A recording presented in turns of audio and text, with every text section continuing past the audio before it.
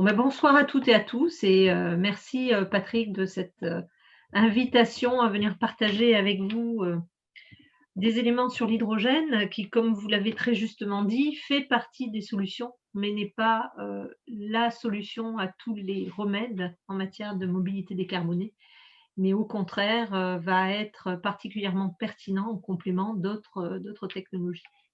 Alors, quand on parle, je vais me mettre en plein écran, quand on parle hydrogène, on ne peut pas rentrer directement dans la mobilité. Vous l'avez mentionné tout à l'heure sur les mix électriques, sur, je dirais, l'impact CO2 sur l'ensemble de la chaîne de valeur. On a souvent tendance à dire que l'hydrogène, c'est le chaînon manquant. Et ça l'est d'autant plus quand on prend en considération le rôle que va jouer l'hydrogène aussi en matière de production euh, et de stockage des énergies renouvelables. Donc, vous avez toute une partie de l'hydrogène qui va être particulièrement pertinente sur le développement des énergies renouvelables. Et c'est parce que l'hydrogène est devenu indispensable pour l'Europe pour atteindre ses objectifs, notamment en matière de mix énergétique et de pourcentage des énergies renouvelables dans ce mix, à savoir 32% en 2030, que l'hydrogène finalement a trouvé sa place sur un certain nombre d'usages. Donc on les a schématisés au nombre de 7, dont une grosse partie pour venir en soutien du déploiement des énergies renouvelables dans la production d'électricité, parce que l'hydrogène va permettre de transformer cet excédent d'électricité fabriqué par les éoliennes, fabriqué par les panneaux photovoltaïques, en hydrogène qui pourra être stocké et qui pourra être utilisé de différentes façons. Alors, elle peut être bien sûr utilisée dans l'énergie, elle peut être aussi, elle peut permettre aussi de stocker l'énergie, mais quand on regarde sur les usages, il n'y a là aussi pas que la mobilité.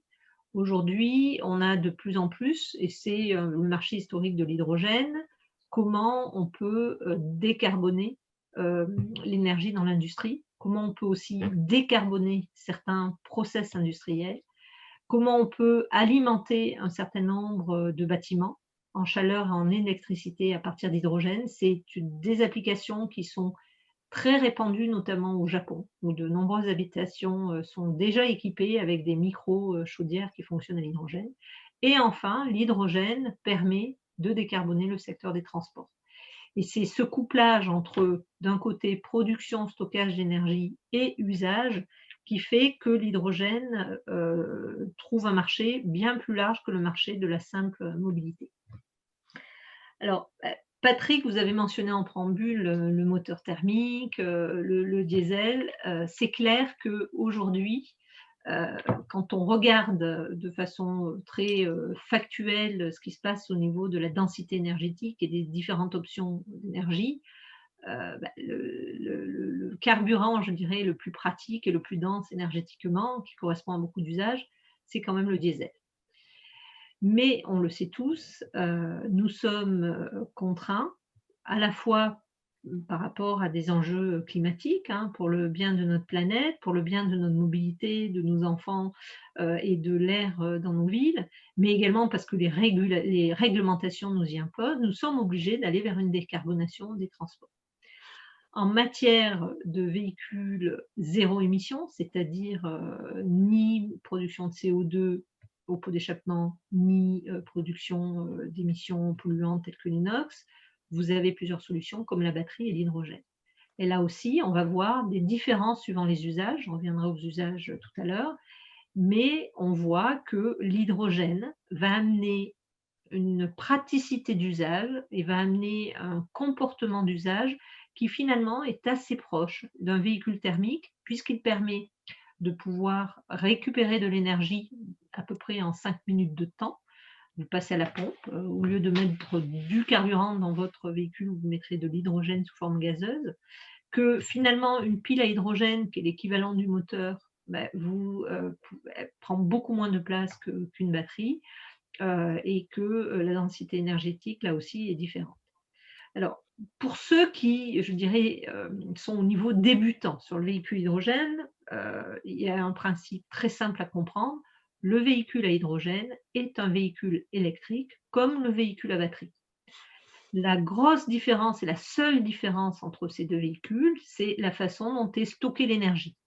Dans un véhicule électrique à batterie, l'énergie va être stockée dans une batterie et la puissance proviendra également dans une batterie. Dans un véhicule électrique à hydrogène, l'hydrogène est stocké dans un réservoir. La seule différence avec un véhicule thermique, c'est que le réservoir va stocker un gaz, donc qui est comprimé.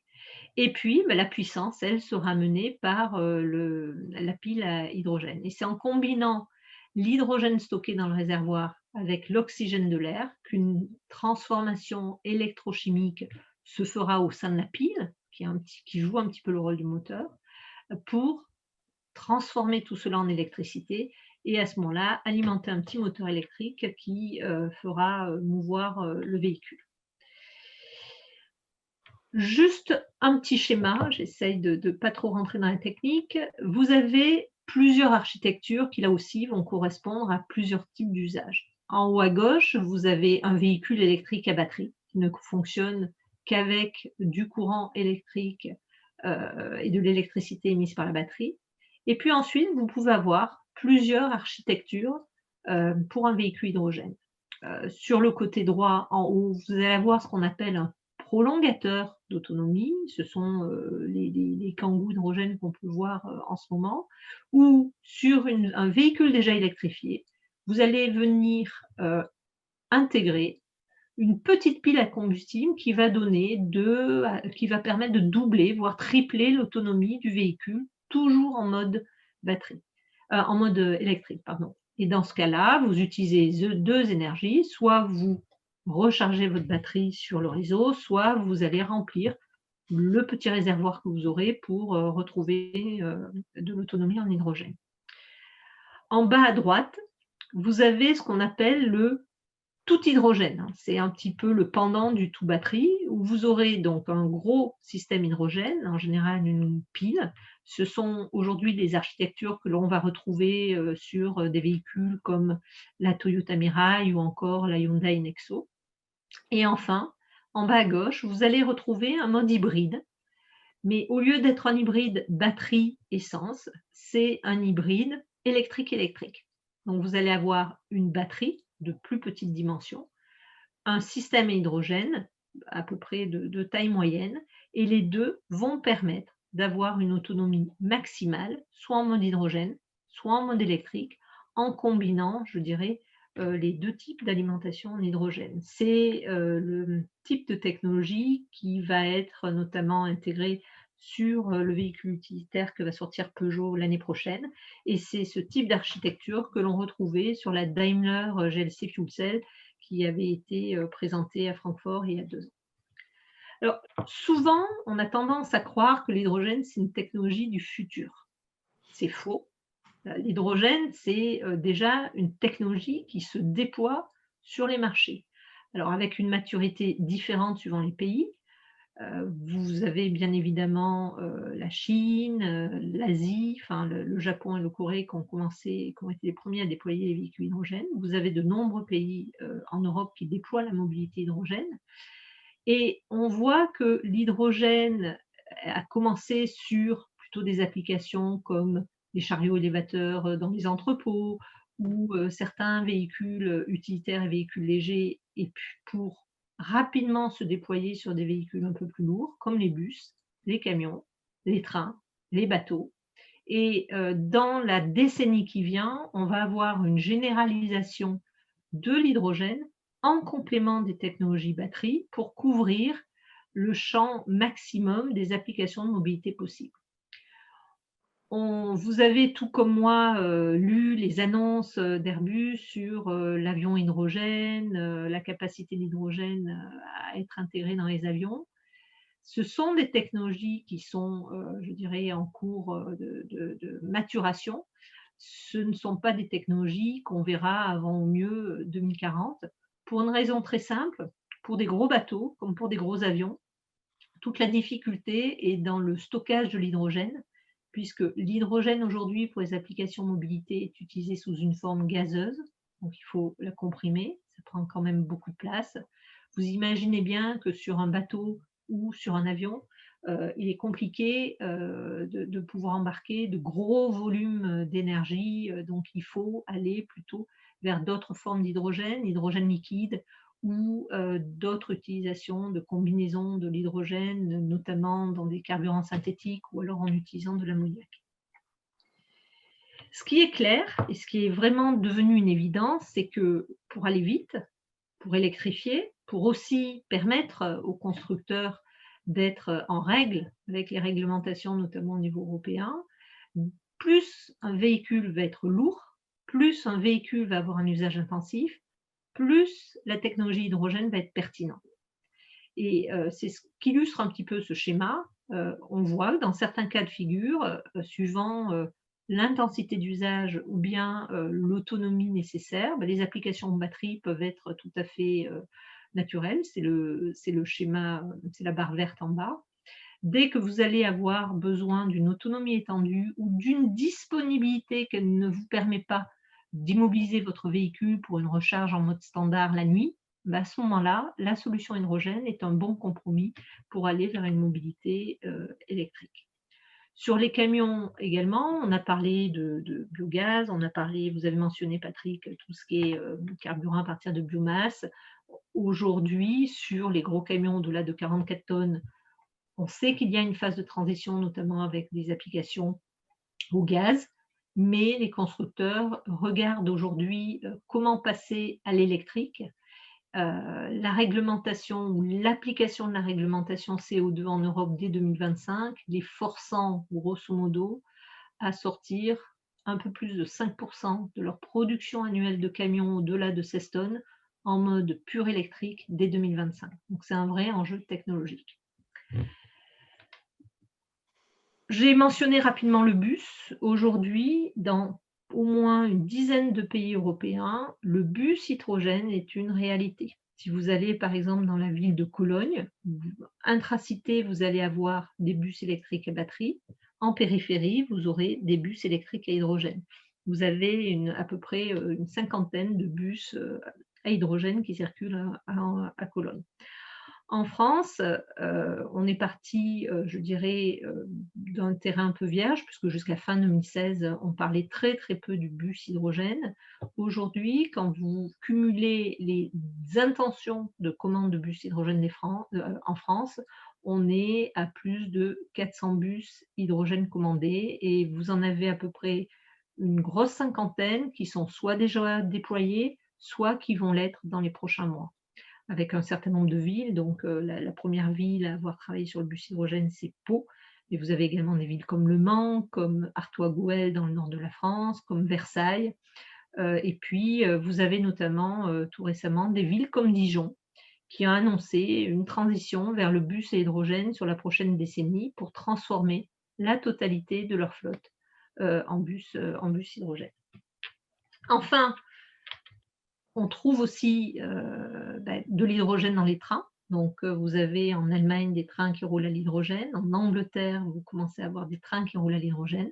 La France, notamment la SNCF et notamment la région Auvergne-Rhône-Alpes, s'intéresse de très près à transformer un certain nombre de liaisons TER qui fonctionnaient jusqu'à maintenant au diesel en véhicules hydrogène. Et tout cela pour, je dirais, éviter le coût de l'électrification sur des lignes qui économiquement auraient du mal à devenir rentables. Sachez que l'électrification d'1 kilomètre de ligne par cathéter, c'est à peu près entre 1 à 5 millions d'euros par kilomètre pour équiper ces lignes. Alors que quand vous avez un train à l'hydrogène, il vous faut une station hydrogène à l'arrivée de la ligne et une station d'hydrogène à la fin. Donc j'espère que très rapidement, nous verrons des trains à hydrogène circuler dans la région Auvergne-Rhône-Alpes. Et enfin, très récemment, nous avons reçu chez Michelin notre ministre des Transports, M. Djebari, et nous avons eu l'occasion de le faire monter dans un véhicule à hydrogène, la Green GT-H2, qui a fait les tours d'ouverture au Mans et qui fait partie de l'ambition des 24 heures du Mans de pousser une compétition électrique en utilisant la technologie hydrogène. Et c'est une voiture qui roule, c'est une voiture qui fonctionne et qui est dotée de technologie française. Quand on regarde, alors, les derniers chiffres que j'ai pour vous donner une vision globale remontent à fin 2019. Quand on regarde à l'échelle mondiale le développement de l'hydrogène, c'est encore un marché qui est en déploiement. Au niveau mondial, vous avez, alors aujourd'hui, on est à un peu plus de 20 000 véhicules qui circulent. Vous avez un peu plus de 1600 bus et camions et à peu près 400 stations hydrogène. Mais les ambitions de chacun des pays, on le verra tout à l'heure, sont énormes. Et l'Europe, et avec l'Asie et avec, je dirais, certaines parties des États-Unis, notamment la Californie principalement, ce sont les places où l'hydrogène se déploie, je dirais, à vitesse accélérée. Vous avez même une initiative en Auvergne-Rhône-Alpes et plus particulièrement à Clermont-Ferrand. Donc, c'est le projet Zero Emission Valley qui a été lancé il y a à peu près 2 ans, dont l'objectif est, avec la région, de mailler à l'échelle de la région Auvergne-Rhône-Alpes le territoire avec une mobilité hydrogène pour les professionnels, leur permettant de se déplacer du nord au sud et d'est en ouest sur l'ensemble du territoire, avec un réseau d'infrastructures adapté à leurs usages. C'est beaucoup plus facile avec un nombre de stations limitées de couvrir les usages des professionnels que pour un particulier. C'est pour cette raison que la région a fait aussi le choix de se focaliser en premier lieu sur les professionnels. Donc, ce sont des stations, donc une vingtaine de stations, qui seront toutes alimentées par hydrogène vert, c'est-à-dire par hydrogène fabriqué par électrolyse utilisant des énergies renouvelables. Et au niveau de la région Auvergne-Rhône-Alpes, je dirais, il y a de nombreuses sources de production d'énergie renouvelable. Et une première station a été inaugurée à Clermont-Ferrand en septembre 2019 et normalement, dans les prochains mois, devrait voir le jour d'un gros électrolyseur qui permettra d'alimenter à la fois les applications mobilité, mais au-delà des simples applications mobilité. Si on prend un petit peu de hauteur et qu'on regarde ce qui se passe en Europe, l'Europe est en train de prendre le leadership et d'apporter des réponses qui vont lui permettre de compter sur la scène mondiale. À la fois en ayant une vision très claire, et cette vision, elle est comment produire massivement de l'hydrogène vert, c'est-à-dire de l'hydrogène fabriqué à partir d'électricité renouvelable à un coût compétitif. Et pour ce faire, donc, l'Europe a fixé de se doter d'une capacité de production de 40 gigawatts d'ici 2030, 6 gigawatts à l'horizon 2024. 6 gigawatts, c'est à peu près 1 million de tonnes d'hydrogène vert. Et puis de s'appuyer également sur des pays comme le Maroc ou d'autres pays qui sont fortement producteurs d'énergie renouvelable. L'Europe s'est également appuyée sur les industriels et quand vous cumulez les investissements que les industriels sont prêts à faire dans la décennie qui vient, on arrive quand même à un chiffre de 430 milliards d'euros pour les différentes applications de l'hydrogène. On n'est pas que sur la mobilité, on est sur son ensemble. C'est des sommes considérables qui permettent là aussi aux industriels français de tenir leur rang à l'échelle mondiale. Ces industriels, l'engagement, il se porte au plus haut niveau. Donc, vous avez là la signature d'une lettre d'un engagement commun envoyé au commissaire européen montrant que les industriels de la chaîne de valeur hydrogène sont prêts à se lancer sur ce marché-là et à y mettre les moyens. Et enfin, un certain nombre de recommandations stratégiques ont été faites à la Commission européenne et ont permis à l'Europe de formaliser sa stratégie. L'Europe, c'est un petit peu le chapeau, parce que quand vous regardez les différents pays européens, la plupart des pays européens s'y mettent. Alors bien évidemment, on a des pays asiatiques qui s'y sont mis depuis fort longtemps, hein, mais la France n'était pas en retard, puisque la France, avec le plan dévoilé par Nicolas Hulot en juin, avait commencé ses premiers plans sur l'hydrogène, et 2020 a vu la multiplication des différents plans nationaux dans les différents pays. Donc, on a eu bien évidemment la France en septembre 2020, on a également eu les Pays-Bas, l'Allemagne, des pays qui jusqu'à présent étaient peu présents sur l'hydrogène, comme le Portugal et l'Espagne, mais qui sont venus à l'hydrogène pour justement valoriser toute l'électricité qu'ils fabriquent à partir d'énergies renouvelables. Vous avez d'autres pays qui vont d'ici la fin d'année, comme la Finlande, la Russie, le Maroc, la Chine qui va remettre, je dirais, dans son plan quinquennal une dimension hydrogène qui pousse un petit peu dans tous les pays. Et l'argent mis sur la table par les différents États sont assez conséquents. Je vous donne l'exemple, le seul couple allemand-français a mis sur la table 16 milliards d'euros de subventions pour accompagner le déploiement d'une économie et d'une industrie hydrogène. L'Espagne vient de mettre 9 milliards d'euros, le Portugal 1 milliard, l'Italie 4 milliards, et les annonces se multiplient jour après jour. Donc on est vraiment dans une prise de conscience, et c'est d'autant plus vrai dans le cadre du plan de relance et de la crise économique que l'hydrogène peut jouer un rôle pour revitaliser et redynamiser tout un pan de l'industrie. Donc 2020 a vraiment été une année décisive. C'est un sujet qui est porté au plus haut niveau, à la fois par la présidente de la Commission européenne, Ursula von der Leyen, par son numéro 2, Frans Timmermans, mais également par le commissaire européen à l'énergie, par la commissaire européenne au transport ou par le commissaire européen à l'industrie, M. Breton. Et c'est conçu dans un dispositif assez global, avec la création d'une alliance, la European Clean Hydrogen Alliance, qui est un petit peu le bras armé pour la mise en œuvre de cette stratégie au niveau européen. Et pour conclure, je voudrais vous partager une image que je trouve assez amusante, qui nous ramène quand même au début du siècle dernier, où jamais personne à cette époque n'aurait pensé qu'on pourrait se transporter autrement que par carrosse tiré par un cheval. Donc sur la photo de gauche, vous avez une petite photo et la flèche pointe sur une voiture thermique qui est perdue au milieu de tous ces carrosses. Un peu plus de 10 ans après, c'est le cheval qui est devenu, je dirais, l'erreur dans le paysage. Le souhait que je formule, c'est que demain, on ait, je dirais, une majorité de véhicules électriques qui soient à batterie et à hydrogène, ce qui nous permettra déjà de pouvoir continuer à utiliser la mobilité, qui est quand même source de progrès économique, tout en respirant un air pur, et notamment l'air pur des volcans d'Auvergne. Je vous remercie.